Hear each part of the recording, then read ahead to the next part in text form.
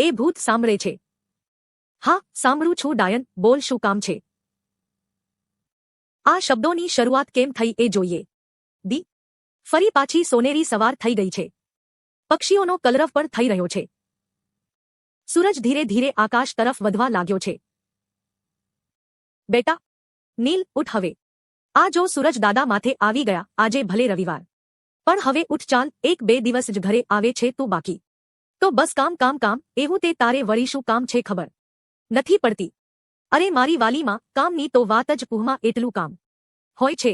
તારો લાડલો થોડો કાઈ જેવી તેવી હસ્તી છે. બસ બસ હવે સવાર સવારમાં ડાયલોગ ના માર. ચાલ ઉઠ અને નાહી લે. તારા માટે મસ્ત થેપલા બનાવ્યા છે.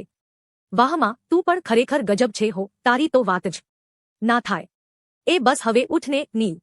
હા માં, સોમવારે સવારે. સારું માં, હવે જાવ છું. પાછો ક્યારે આવું એ નક્કી નહીં. ટ્રાય કરીશ જલ્દી આવવાની.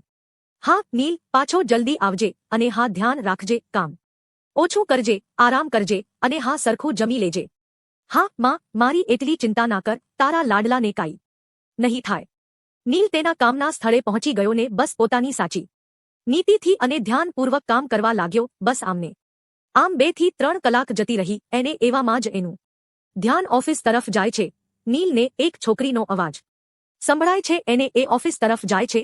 ત્યાં એક કેસરી કલરનો ડ્રેસ પહેરીને એક છોકરી બેઠી છે. નીલના સર તેને કાંઈક પૂછી રહ્યા છે અને એ છોકરી ધ્યાનપૂર્વક સાંભળીને એના જવાબ આપે છે. એક નશાથી ભરેલી આંખ, ખિલખિલાટ હસતો ચહેરો, એમનું એ હાસ્ય, અને ખાસ તો એની એ વાતો. બસ નીલ તો તેને જોઈ જ રહ્યો અને બસ પાછો પોતાના કામે લાગી ગયો. ત્યાં તો થોડી વાર પહેલી એ છોકરી નીલના ઓફિસમાંથી પસાર થાય છે અને એ નીલના અને એ છોકરીની આંખ એક સેકન્ડ માટે ભેગી થાય છે. એને એ છોકરી જતી રહે છે.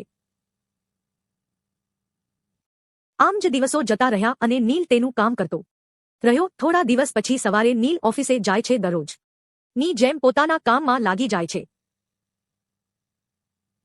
પછી એ બહાર નીકળે છે. ત્યાં તો નીલની સામે પેલી એ જ છોકરી એની સામે જોવા મળે છે અને નીલની નજર બસ એ જ છોકરી ઉપર છે. થોડી વાર પછી એ બધાની સામે આવીને પોતાના વિશે જણાવે છે. Hello, good morning all. How are you all? મારું નામ અવની છે. તમને બધાને જોઈને ખૂબ આનંદ થયો.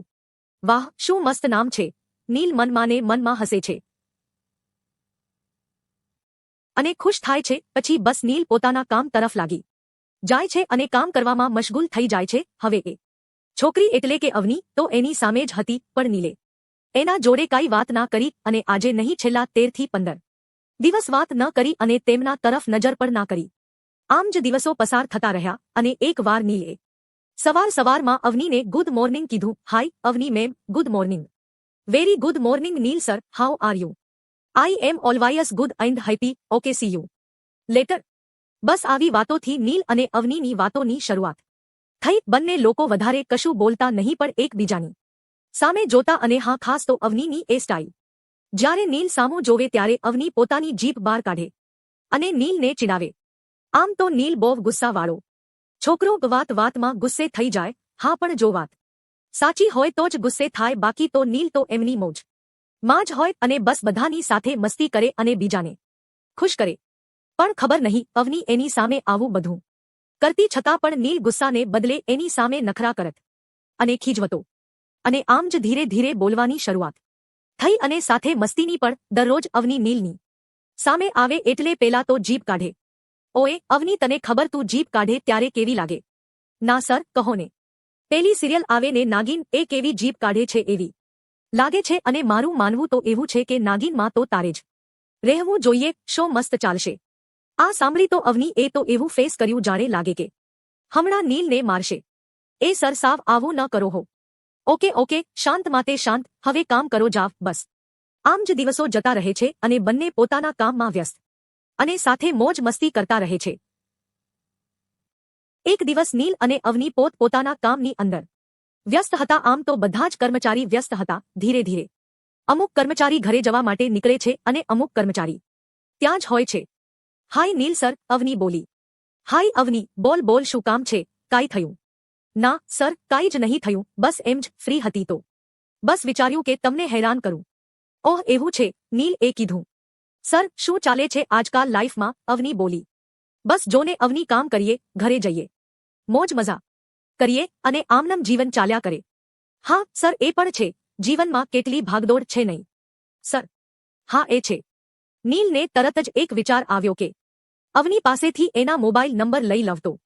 અવની, મારે તારી પાસેથી એક વસ્તુ જોઈ, એ છે શું તું આપીશ? હા બોલ ને નીલ. ઓહ સોરી નીલ સર. નો પ્રોબ્લેમ અવની. શું મને તારો મોબાઈલ નંબર આપીશ? અરે સર કેમ નહીં. અવની નંબર આપે છે અને બંને જણા એકબીજાની સામે જુએ છે અને થોડીક વાર માટે બંનેની નજર એક થઈ જાય છે અને બંને એકબીજા સામે એક પ્રેમ અને લાગણીથી ભરેલી સ્માઇલ કરે છે અને અહીંથી જ બંનેના મનમાં એક નવા સંબંધની શરૂઆત થાય.